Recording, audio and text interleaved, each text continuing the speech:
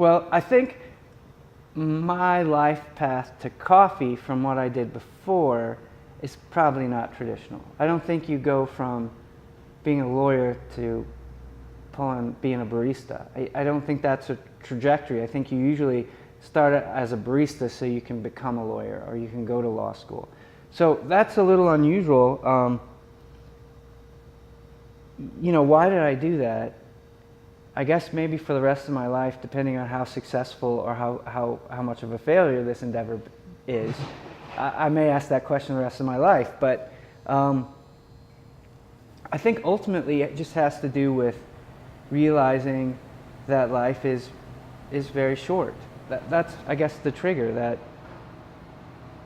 I want to live purposefully, I want a fulfilled life, and there's too much anxiety in, I mean, there's a lot of anxiety in this, but there's too much anxiety sometimes doing other things that you're only halfway passionate about. You know, I used to sit at a desk for like 8 hours a day and communicate mostly through email in terms of work. So like talking to people it's a big part of the shop, and sometimes I like when Scott kind of steps up to the plate and explains that kind of thing, and I like brewing actually. So I like going over to the brew bar and just kind of like, you know, becomes a little bit zen, because you just have to like pour that coffee certain weight, certain times, and kind of just hitting my marks, and that's more fun to me. I do some of the marketing and some of the ancillary things. It's about the coffee, but it's also about the space and the relationship people who come in here have to the space. So it's really, it's always going to be about the coffee. If we make shitty coffee, people don't care how nice the space is. But if we make good coffee, hopefully it's the relationship they build with us and the space and the people they bring in here, and it's really more this three-dimensional experience that we're trying to, at least that I want to create. We hope that we have good coffee. We hope we have great coffee.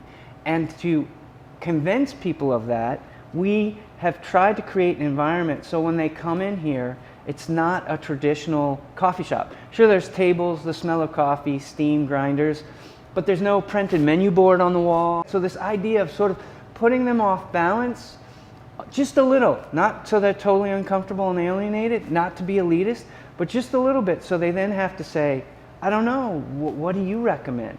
And it's that moment, that dialogue, where I say, you know, I could recommend things on my palate, but taste is subjective. So I have to say, well, I don't know, what do you drink? What do you like in coffee? And so that, given that opportunity, once somebody's here and them giving us that opportunity, hopefully the cup I make them at that moment, that first time, is worth it, is a surprise. It exceeded what they wanted when they came in, and as a result, I hope they come back.